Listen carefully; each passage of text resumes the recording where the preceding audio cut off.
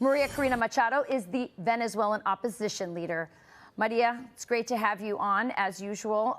Let's talk about this, because Chris Wright, the energy secretary, was just in Venezuela meeting with Delcy Rodriguez, who is now the interim president of Venezuela. You just heard that President Trump said, well, maybe I'll go to Venezuela.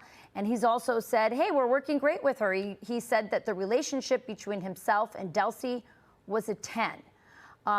Just like to get your thoughts on that.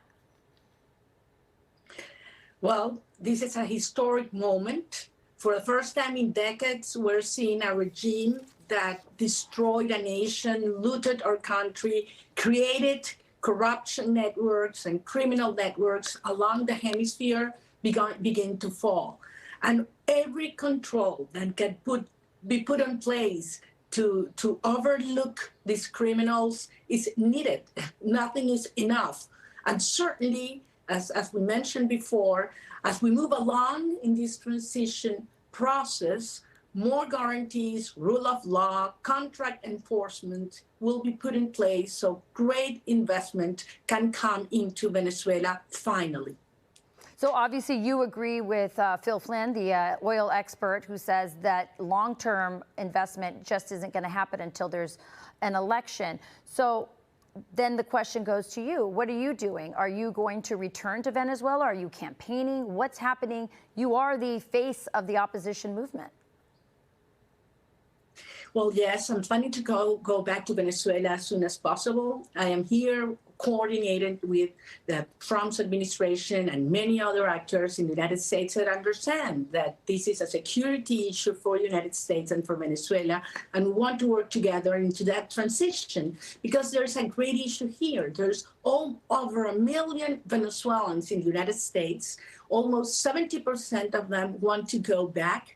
And as soon as we have a transition to democracy, most of them will go. So mark my words, Rachel, this will be the largest voluntary return in history. So we are talking about a historic moment from a legacy perspective.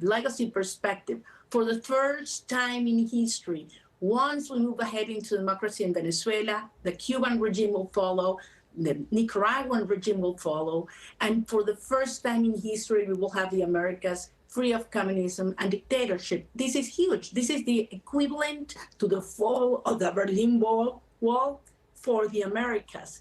And this has been possible thanks to the courage and vision of President Trump. So as Venezuelans, we are very grateful for what he has done and looking forward to move along into building a democratic nation to which our children can come back.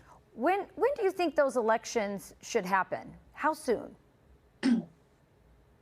Well, we have talked from a technical perspective, and we believe that between 9 and 10 months, the technical issues can be addressed to have a free and fair election with manual vote, updating the registries so that those Venezuelans inside and abroad can vote, and putting full observation and surveillance all the process so that we can have a real free and fair elections, as I say, with manual vote.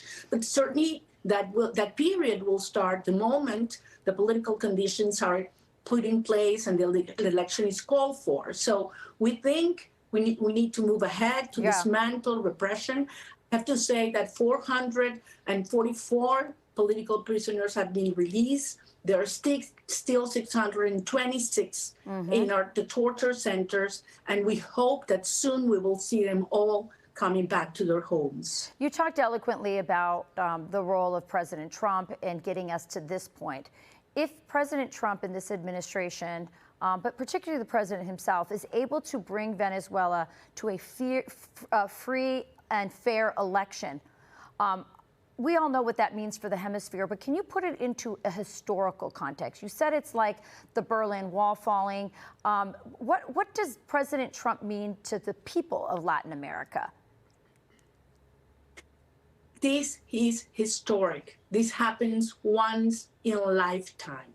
This will be remembered for generations to come. This is the magnitude of what's going on. For the first time in history, we will have the Americas free of communism and dictatorship, and building strong alliances of free, democratic, and prosperous nations.